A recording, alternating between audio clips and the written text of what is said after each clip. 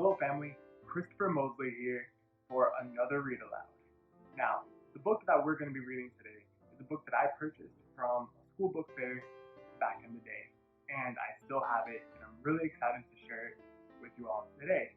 And that book is Yoko. It was written and illustrated by Rosemary. Something I want you to look out for with this book is quotation marks. When a character is speaking, that character has a voice. Give your character a voice. And remember what quotation marks look like. It's when somebody's speaking or saying something. When you see people do this, it's because they're saying something that someone else said. Like, remember when mom said, don't play ball in the house? So, let's get into it. But first, y'all know, can't read without my glasses. What would you like for lunch today, my little cherry blossom? Asked Yoko's mother. All my favorite things, please, answered Yoko. Yoko's mother spread steamed rice on a bamboo mat. She rolled up a secret treasure inside each piece. Then she packed it all in a willow-covered cooler. Do you know what it is that she made Yoko?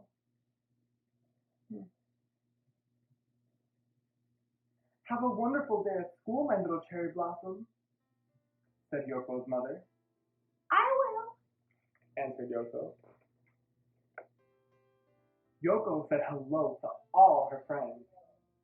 Everyone in Mrs. Jenkins' class sang the good morning song. At noon, Mrs. Jenkins rang the lunch bell. Lunch boxes out and open, please, boys and girls, said Mrs. Jenkins. Timothy unwrapped a peanut butter and honey sandwich. Valerie had cream cheese and jelly. Fritz had a meatball grinder. Tulip had Swiss cheese on rye. Hazel had egg salad on pumpernickel. Doris had squeezed cheese on white. And the Franks had Franks and beans. Yoko opened the willow-covered cooler. Inside was her favorite sushi. Tucked in the rice rolls were the crispiest cucumber, the pinkest shrimp, the greenest seaweed, and the tastiest tuna. What's in your lunch? Asked one of the Franks. It's green. It's seaweed. Oh no, said the other Frank. Don't tell me that. Raw fish. Watch out, it's moving, said Doris. Yakorama, said Tulip and Fritz. Valerie blew the playtime whistle. Everybody out, said Valerie. Do you like sushi? Would you ever treat a friend that way? Or a classmate who might have a lunch that's different from what you're used to? You try it. You might like it. Yoko did not want to play ball or swing on the swing. What's wrong, Yoko? Asked Mrs. Jenkins. Everybody laughed at my lunch, answered Yoko. They'll forget about it by snack time, said Mrs. Jenkins. But they didn't. During the snack time song, Yoko opened a thermos cup of red bean ice cream. Red bean ice cream is for weirdos, snorted the Franks. Mrs. Jenkins switched to the friendly song. Mrs. Jenkins knew the friendly song was not enough. Late into the evening, she fretted about Yoko.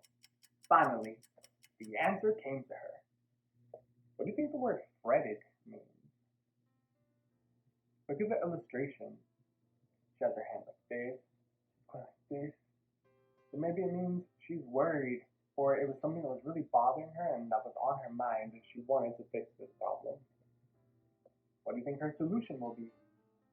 Can you predict what Mrs. Jenkins might do to solve Yoko's problem or the class problem?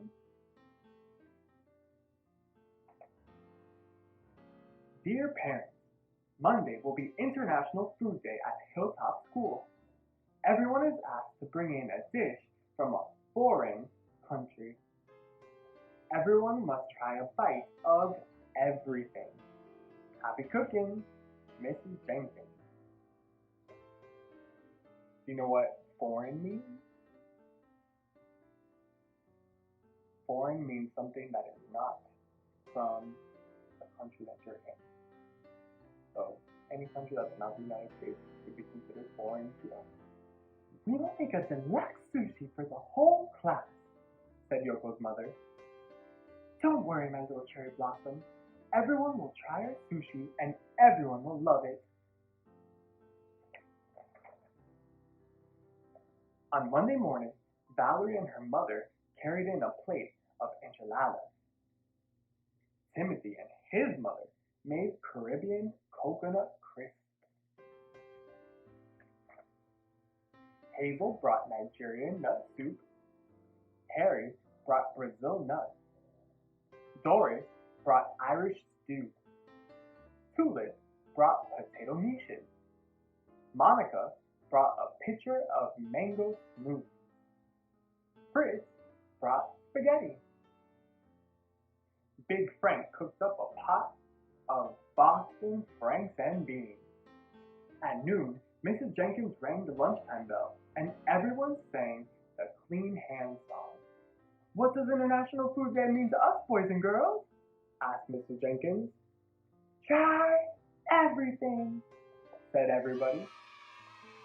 When Valerie blew the playtime whistle, there was not a nibble of nuts or a sip of smoothie left. But no one had touched even one piece of Yoko's sushi. Would you have tried the sushi? Wasn't that the rule? Everyone must try everything? What would you be most excited to eat? Yoko sat under the learning tree. Suddenly, she heard the clickety-click of chopsticks. It was Timothy. He was still hungry. Let me show you how, said Yoko. Timothy polished off the rest of the crab cones his own way. Can we have sushi again tomorrow? He said. I'll ask my mother, answered Yoko.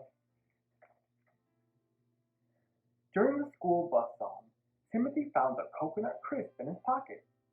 He gave it to Yoko. It's even better than red bean ice cream, said Yoko. On the bus, Timothy and Yoko made plans to push their desks together and open a restaurant the very next day. And they did. They ordered tomato sandwiches and dragon rolls. For dessert, they had brownies with green tea ice cream, and they couldn't have asked for anything more. And here's the menu they created. Menu: dragon rolls, tomato sandwiches, green tea ice cream, brownies, beverage of choice. So I just absolutely love this book. And growing up, I was always a picky eater, and I still am. But I do try new things, and sometimes I end up really liking them. So go out there, try something new, and make sure to be nice to people, even if what they eat or how they dress might be different from what you're used to. I challenge you to create your own menu at home. Grab a piece of paper and maybe some crayons or markers to illustrate some of the food items that you will serve at your restaurant.